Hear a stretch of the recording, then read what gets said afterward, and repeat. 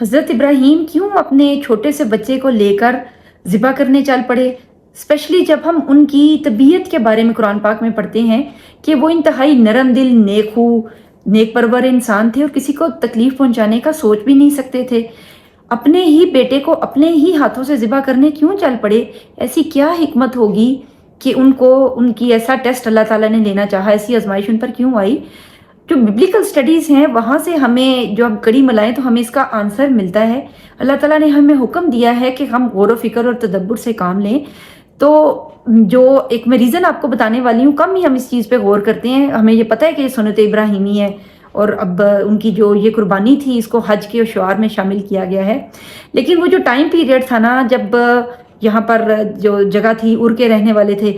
وہاں پر یہ حصہ سارا کنان اور فونیشیا جو ہے، یہاں پر بال کی پوجا ہوتی تھی جس کو فرٹیلیٹی کا دیوتا سمجھا جاتا تھا، یعنی یہ بیٹے دے گا، زرہیزی دے گا، جانور اور مویشی دے گا۔ اسپیشلی یہ وہ ایریاز تھے کہ جو ہائیلی ڈیپینڈنٹ تھے بارش کے اوپر، تو بارانی زمینیں تھیں یہ، تو یہ سمجھتے تھے کہ یہ جو دیوتا ہے ہمارا، یہ ہمیں سارا کچھ یہ دے گا۔ تو یہ شیطان کی چالوں میں سے ایک چال تھی، اور ابلیس کے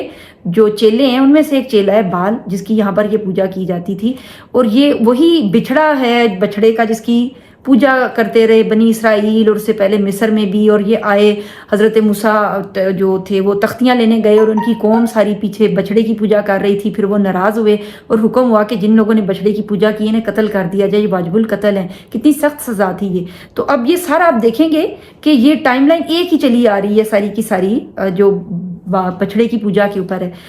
جو یہ لوگ پجاری تھے اور یہ سمجھتے تھے کہ یہ فرٹیلیٹی کا دیوتا ہے بال، یہ اپنی عورتوں کو اور بچوں کو بھی قربان کیا کرتے تھے اور ان کو زندہ جلا دیا جاتا تھا آگ میں، اور خود اس کا نظارہ کیا کرتے تھے۔ یہاں تک کہ بہترین قربانی یہ سمجھی جاتی تھی کہ حاملہ عورتوں کے پیٹ چاک کر کے ان میں سے جو ابھی بچہ پیدا نہیں ہوا، ان بورن چائلڈ ہے، اس کی قربانی پیش کی جائے بال کو، اور جتنا ہی کوئی وحشیانہ طریقے سے قربان کرے گا، وحشیانہ طریقے اپنائے گا، اتنا ہی وہ بال کو خوش کر رہا ہے، یعنی شیطان کو خوش کر رہا ہے۔ تو ریچول پرفارم کرنے کے لیے اگر بارش نہیں ہو رہی تو زناکاری، فحاشی اور یہ چیزیں کی جاتی تھی، قتل و غارت کیا جاتا تھا، اور یہ سمجھتے تھے کہ اس سے فرٹیلیٹی کا دیوتا خوش ہو رہا ہے۔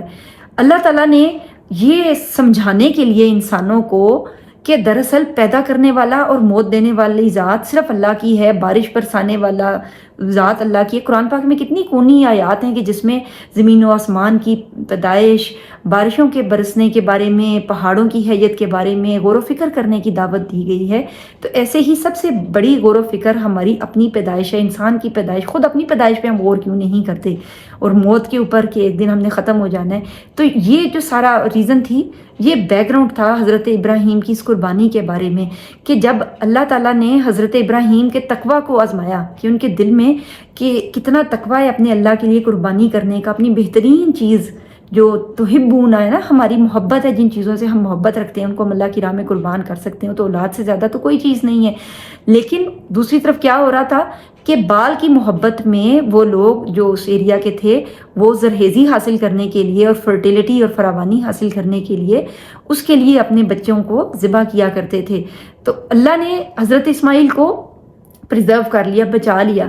یہ بتانے کے لیے کہ جو حقیقی اللہ ہے نا، وہ رحمان اور رحیم ہے، وہ دینے والا ہے، وہ روزی رساں ہے، اور وہ سب کو روزی دیتا ہے، اور وہ انسانوں کی جان کے در پہ نہیں، ان کو تکلیف پہنچانے کے در پہ نہیں۔ ہم خود ہی دراصل اپنی جانوں پہ ظلم کرتے ہیں۔ جہاں کہیں بھی برے افعال اور شعار کا ذکر آتا ہے تو یہی ذکر آتا ہے کہ اور انہوں نے اپنی جانوں کے اوپر ظلم کیا، وہی ظالمین میں تھے اور ظالمین دوزخ میں جائیں گے۔ ظلم کیا ہے کہ حق نہ دینا، ہم اللہ کو اس کی بزرگی کا حق نہیں دیتے، جو نعمتیں اللہ نے دی ہیں ہم اس کے شکر گزار نہیں کرتے، شکر گزاری نہیں کرتے، ہم اللہ کو اس کا حق نہیں دے رہے، اس کی بجائے کس کی شکر گزاری کر رہے ہیں؟ اپنی طرف سے من گھڑت جو ایک بال وارشپ جیسے انہوں نے زرہیزی کے دیوتا کی شروع کی ہوئی تھی، اس کے شکر گزار ہو رہے ہیں۔ تو جو حقیقی خدا ہے اس کو ہمارے بیٹوں کی جان کی قربانی نہیں چاہیے اور ان کو ذبح کرنا نہیں ضروری ہے۔ تو یہ اللہ نے اس ٹائم پر ان لوگوں کو ایک پیغام دیا ہے کہ جو اللہ ہے یہ قربانی انسانی جانوں کی نہیں مانگتا، اور یہ جو تم لوگ کر رہے ہو یہ سراسر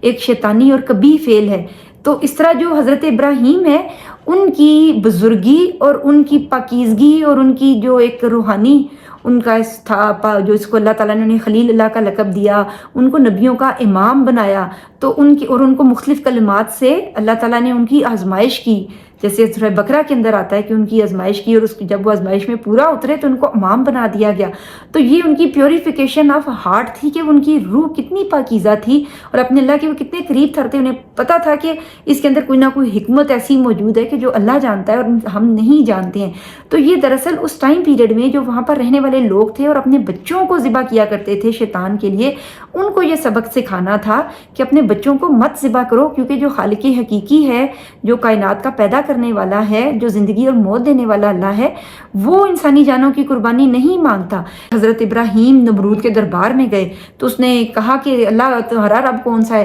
انہوں نے کہا میرا رب وہ ہے جو زندہ کرتا ہے اور موت دیتا ہے. تو اس نے کہا اچھا میں زندہ کرتا ہوں اور موت دیتا ہوں، اور ایک قیدی کو زندہ رہنے دیا، ایک قیدی کو مار دیا. پھر انہوں نے کہا